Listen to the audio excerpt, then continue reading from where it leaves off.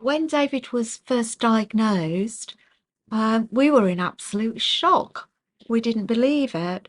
We couldn't, the credibility of the fact that he was going to be dead within 4 to 7 months just wasn't on our radar at all. And we'd never even heard of mesothelioma. So, your world's tipped upside down, but you have to very quickly start to think about, well, how are we going to navigate our way through this?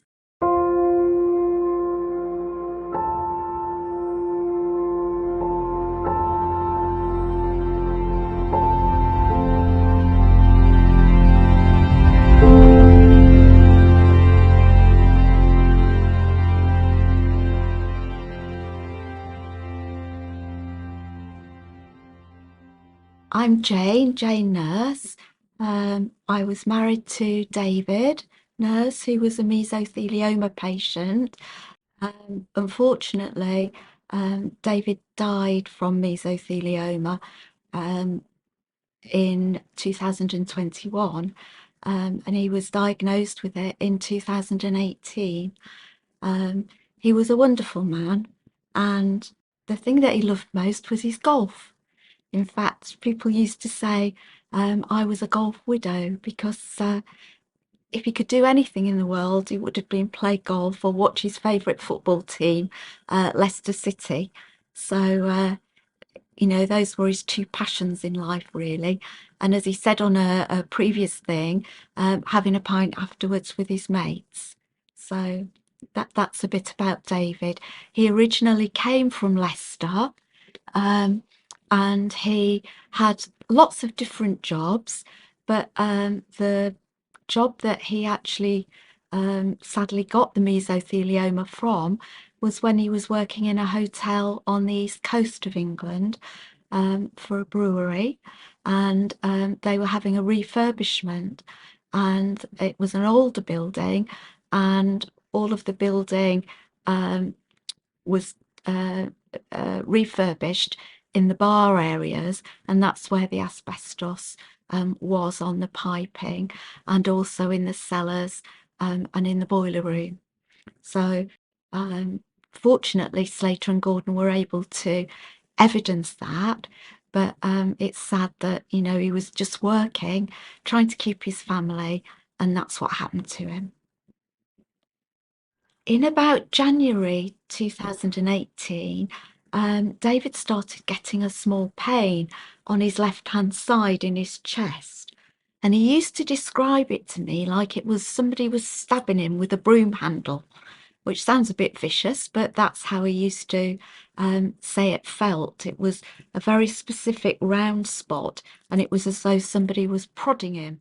It went on for quite a number of months, and when he went to the doctors, the GPs for other things, he kept asking about it, and she did some breathing tests with him and looked at him and so on, and felt that he'd probably just pulled a muscle.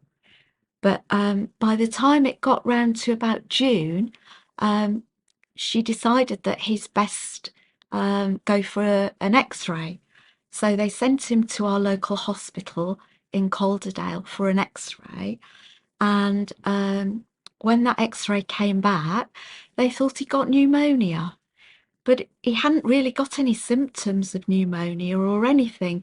He only felt slightly out of breath when he was on the 18th hole at golf, and he thought he was a bit unfit, and this pain in his side. So anyway, they put him on antibiotics and told him to um, have another X-ray in 6 weeks. So he went back for the X-ray on the second occasion, and unfortunately, it showed that there was more fluid there than there had been previously. So, in terms of his diagnosis, the next stage was that we were sent to see a specialist respiratory physician at the hospital. And whilst we were there, he started asking lots and lots of questions. Um, about what David had done for a job and where he'd worked, etc., etc. and they also did a CT scan at that time. Um, when we went to see the respiratory physician after the CT scan, um, the GP had already told us that the CT scan showed some malignant features, so we knew that it wasn't good news. And unfortunately, the day that we went for the CT scan, which is a bit of an aside really, but it was a bit of the tin hat really, because David was also at that time being investigated for prostate issues. And when we turned up for a CT scan, they gave me a list of the appointments that he had for the following week for bone scans and pelvis scans and so on. And so we put two and two together and determined that he must have something going on with his prostate as well, which actually turned out to be prostate cancer, but didn't get treated because the mesothelioma, when it was finally diagnosed, took precedence. When David was first diagnosed, we were in absolute shock. We didn't believe it. We couldn't, the credibility of the fact that he was going to be dead within 4 to 7 months just wasn't on our radar at all. And we'd never even heard of mesothelioma. We that we couldn't pronounce it to start with, and then we couldn't see how it was spelt. So that was a big learning curve to learn how to pronounce and spell it. But you soon get used to it because you're on a very fast learning curve with mesothelioma. And when we found out, we were determined not to give up, uh, because David and I both agreed, and he, most importantly, said that hope was the thing that kept him going. So when we first got told that it was a 4 to 7 months diagnosis for the length of his life, he said that that had taken away his hope. And so on the day that we found that out, we vowed that whatever happened, we'd do everything we could to keep his hope up, and my hope as well, because of course I'm thinking, well, what's going to happen here? How is he going to be? Is he going to be poorly? Is he going to be incapacitated? He's retired, but he enjoys doing all of the things that he wants to, like his golf, and he's watching his football and grandchildren and so on. What impact is it going to have on all of those things for him and for me as well? So, your world's tipped upside down, but you have to very quickly start to think about, well, how are we going to navigate our way through this?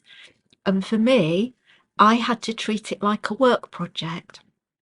I was used to um, finding solutions to problems, and mesothelioma was another problem that we had to try and find a solution for. Well, our day-to-day lives were affected because, first of all, we were researching options for treatments when we got diagnosed, traveling to appointments.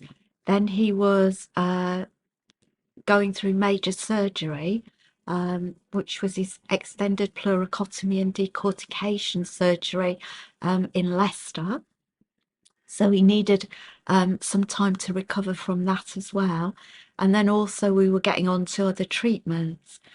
So day-to-day life was impacted quite dramatically, but we tried to keep it as normal as possible. So whenever we could, we did the things that we'd like doing, like going out with our friends and going out for walks or for meals, or for David going to the golf club even if he couldn't play. I would take him there so that he could see his friends after they'd played, and he could have a cup of tea if he couldn't have a beer with them, and so on. But reality was that it was quite challenging.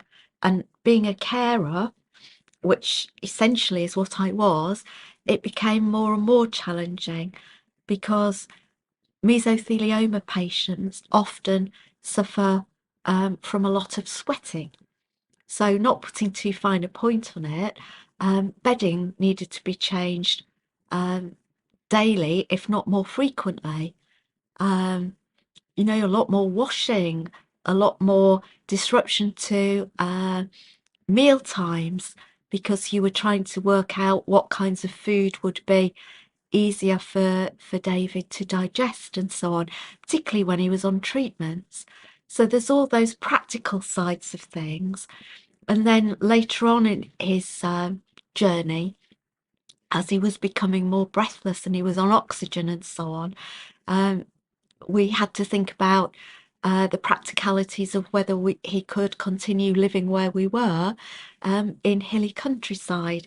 And we actually made the decision to move to Suffolk, but unfortunately, uh, I had to move the day after he died because we were moving the week that he became terminally ill with sepsis.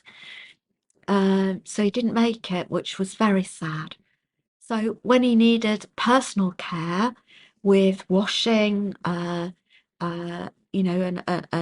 bathing and so on, um, I did that for him because he was a very proud man and he wanted to maintain his dignity.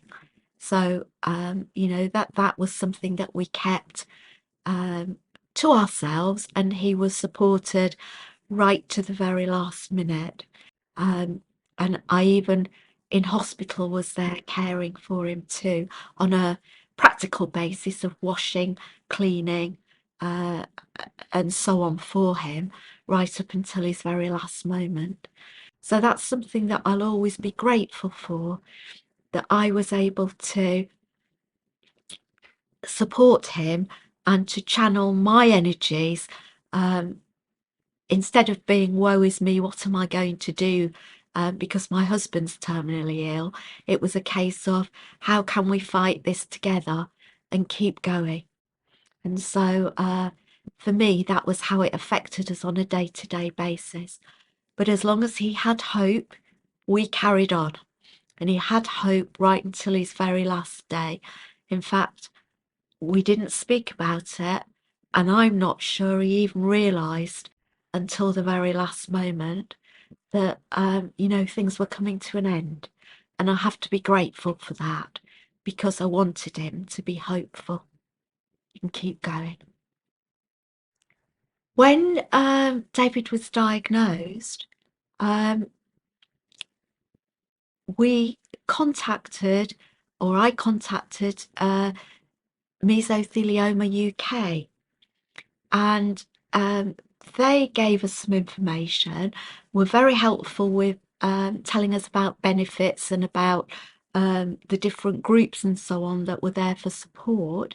But also, because David had already identified that we might be interested in pursuing a surgical route via Leicester and Glenfield Hospital, they knew, because their head office is based in Leicester, someone who'd already been through that surgery and offered to put us in touch with him.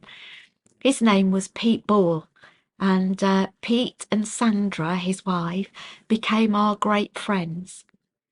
And when we talked to Pete, he told us about this wonderful firm called Slater and Gordon, because we were quite local to the Slater and Gordon head office in Manchester. We arranged to whiz along the M62 and come and meet the team.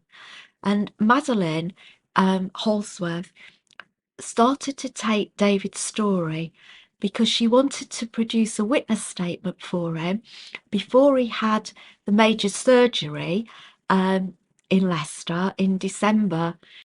So Madeline moved heaven and earth to see us so that she could get the beginnings of a witness statements finalised before David went for his operation, so that that would give peace of mind that he'd been able to tell some of his story, that we were able to get him to recall before that operation. And I can't praise Madeline enough for all the dedication of staying back late when she had, other commitments of her own in personal terms and so on. She made arrangements to stay back with us, to give David the time he needed to be able to chronologically go through his work history. And that was so much appreciated. And from then on, we formed a professional, but also to some degree, a personal relationship with Slater and Gordon, because they are so professional, thoughtful, go the extra mile for all of their clients, not just us, but we know from other people that they do that, without question. They put in whatever is necessary to get the job done. And Madeline walks on water as far as David was concerned, and always will do as far as I'm concerned, because she left no stone unturned, even when he thought that the defendants were accusing him of, misremembering or not getting his facts straight. She encouraged him to continue and to say, this is the legal process, it's not personal, it's what happens, this is me guiding you through it, and so on. She even contacted us when she's been on her holidays to make sure that we'd got the correct information that we needed, engaged barristers where it was necessary, and so on, and pressed and pressed and pressed until she achieved a successful outcome for David. And that enabled us to be able to benefit from all of the private treatment, which otherwise we wouldn't have been able to do. And so my heartfelt thanks to everybody at Slater and Gordon. And I know that David would want me to sit here and say how much he valued all the support that they gave us, and how he loved to think that they were not only his professional representatives, but they were his friends too. If you or your partner have recently been diagnosed with mesothelioma, I would say to you, or encourage you, to not think of it as the end of the road. I would see it as an opportunity for you to find out about what's available, what the treatments are, and keep pressing for information and help. I would always encourage patients and carers to get on the internet, to speak to Mesothelioma UK, to talk to people, ask if there's anybody that you can have a conversation with about what their journey on mesothelioma was like. But the thing that you need to keep is hope. If you have hope, you've got a chance. Please don't lose hope, and use Mesothelioma UK, who are the dedicated charity with their own nurses who are specialists in mesothelioma.